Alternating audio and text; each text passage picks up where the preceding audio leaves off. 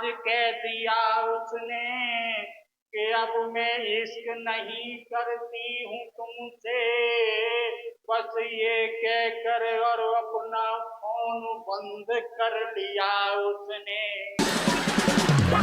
कपिल जी नमस्कार। कपिल जी, आज जो आपने एक छोटे से गांव यूपी देहात के कॉमेडियन को अपने शो में बुलाया है, इसके लिए मैं आपका बहुत बहुत आभारी हूं और आपका आभार प्रकट करता हूं। नहीं कपिल जी, मुझ जैसे छोटे गांव के आदमी को इतने बड़े शो में कौन बुलाता है। शो में तो छोड़ो कपिल जी, हमारे जैसे शादीशुदा यूपी के आदमी को कोई पार्टी और भंडारे में भी नहीं बुलाता है। पता है क्यों? कि जब किसी भंडारे और पार्टी में जाते हैं तो साथ में एक पन्नी भी डाल ले जाते हैं जेब में, और पहले तो पेट भर के खाते हैं और साथ में पन्नी में बीवी के लिए घर लेके आते हैं। अब भैया वो भी क्या करें, उनकी भी मजबूरी है। जब वो जाते हैं तो जाने से पहले उनकी शादीशुदा की बीवियां पन्नी पहले हाथ में पकड़ा देती हैं, कहती हैं तुम खा के आइयो तो हमें भी कुछ रसगुल्ला गुलाब जामुन लेके आइयो। तो भैया शादीशुदाओं की ये मजबूरी है, इसलिए वो भी पन्नी साथ में लेके जाते हैं।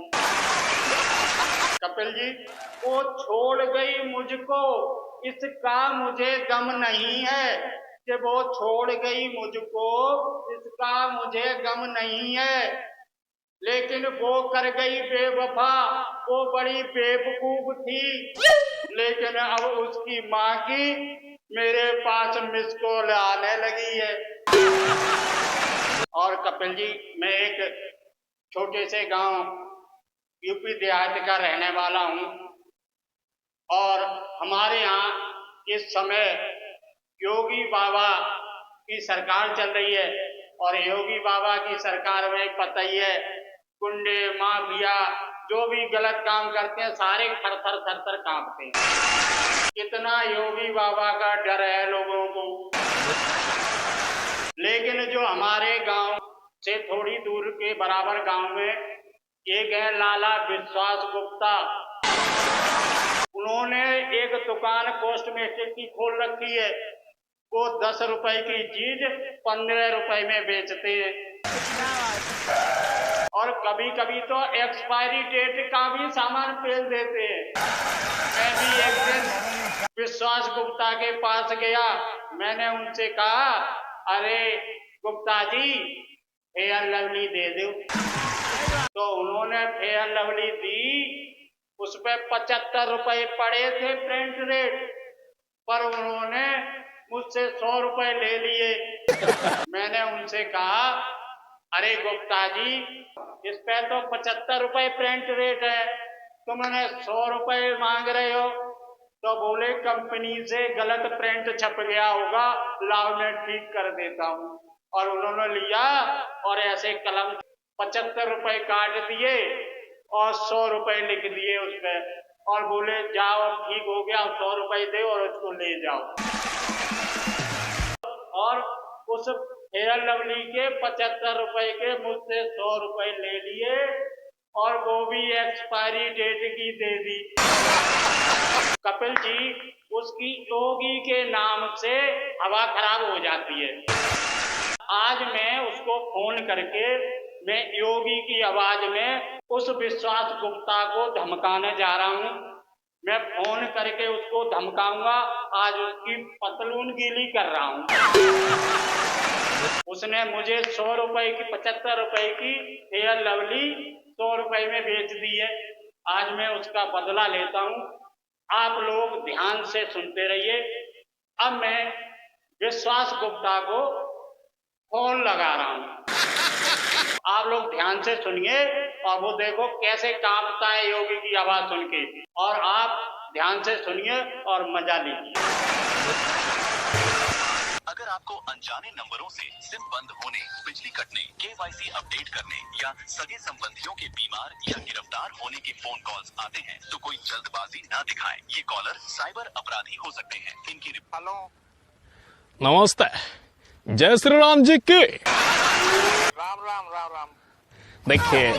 देखिए मेरी बात विश्वास गुप्ता जी से हो रही है क्या जी? जी विश्वास गुप्ता बोल रहे हैं। देखिए मैडम जी क्या चाहिए आपको? चीनी 50 रुपए किलो है मैडम। ठीक है, बैठे भी दे रहे हैं। जी सर बोलिए, क्या बोल रहे थे? देखिए आपका नाम विश्वास जरूर है, लेकिन आप अपने ग्राहकों के साथ विश्वासघात करते हैं जी। देखिए ये बतलाइए, यदि कोई प्रोडक्ट 10 रुपए का है तो आप उसे 15 रुपए का बेचते हैं। देखिए हमें ये खबर मिली है कि यदि कोई सामान रहता है, अगर वो गड़बड़ रहता है तो आप उसे कहते हैं कि ये ब्रांडेड सामान है जी। जी दादा, ब्रांडेड सामान बेचते हैं तो ब्रांडेड नहीं होगा। देखिए अगर वो ब्रांडेड नहीं भी रहता है फिर भी आप अपने हर सामान को कहते हैं कि ब्रांडेड सामान है। एक लड़का आपके दुकान पर आया था, बोला कि हमको क्रीम दे दीजिए ताकि हम गोरा हो जाएं। तो आपने क्या कहा कि जैसे भगवान ने बनाया है आप वैसे ही रहेंगे। अब आप बतलाइए, आप ऐसे बिजनेस कर पाएंगे क्या जी? नहीं, जो बात सही है वो सही बोले। अब जैसे रंग बना दिए भगवान, उससे थोड़ी हो जाएगा वो गोरा। अच्छा देखिए तो ऐसे कैसे बिजनेस कर पाएंगे जी? इतना परेशान कर रहे हैं, मुझे सामान देने दो, ग्राहक बैठे हैं यहाँ पर। देखिए मुझे मालूम है आपकी दुकान एक तो वैसे नहीं चलती, आप झूठे कह रहे हैं कि ग्राहक बैठे हैं। दुकान नहीं चलती है। देखिए मुझे मालूम है कि आपका दुकान एकदम खत्म हो चुका है। मुझे ये मालूम है कि आपका दुकान एकदम खत्म हो चुका है, आप झंड हो चुके हैं जी। बहुत ज्यादा आप बोल रहे हैं। हम ऐसा वैसा बोलेंगे तो हम पुलिस के पास फोन कर देंगे। परेशान न करिए हमको।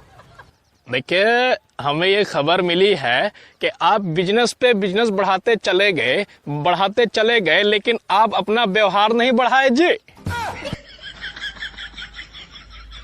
देखिए बहुत ज्यादा हो रहा है। कौन बोल रहे हैं आप? पहले अपना परिचय दीजिए हमें। देखिए हमें ये भी मालूम पड़ा है कि यदि कोई आपके दुकान से उधार सामान ले तो दूसरे तीसरे दिन आप सुबह सुबह उसके घर पे पहुंच जाते हैं। देखिए आप बहुत ज्यादा बकवास कर रहे हैं। पैसा क्यों नहीं मांगने जाएं हम?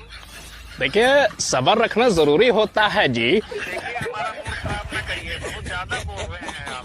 देखिए और हमें ये भी मालूम पड़ा है कि अगर कोई उधार लेके चला गया है और फिर आपके दुकान पर 1-2 दिन के बाद आता है तो आप उसे तब तक ध्यान से देखते हैं जब तक उसको पता ना चल जाए कि मैंने इससे उधार लिया है। उतना तो करना पड़ेगा ना, दुकान धरे हैं तो उतना ध्यान देना पड़ेगा ना। अरे तो थोड़ा संयम रखना भी जरूरी होता है। देखिए आप हमको कला ना बताइए, साफ साफ बताइए कौन बोल रहे हैं। देखिए मैं योगी आदित्यनाथ बात कर रहा हूँ जी।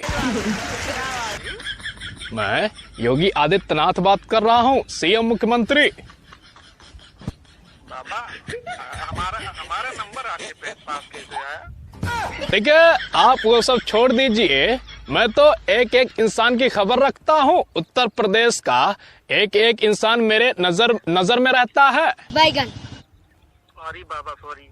आवाज तो पहचान रहा था, लेकिन हमने सोचा कोई ऐसा होगा, फोन किया हमारे पास। लेकिन ऐसे कैसे बिजनेस चलेगा जी? अगर ऐसे आप करेंगे तो आप कैसे दुकान चला पाएंगे? नहीं बाबा, ऐसी बात नहीं है। अब देखो सब जगह देखो, बिना फायदा के कोई कुछ करता नहीं बाबा।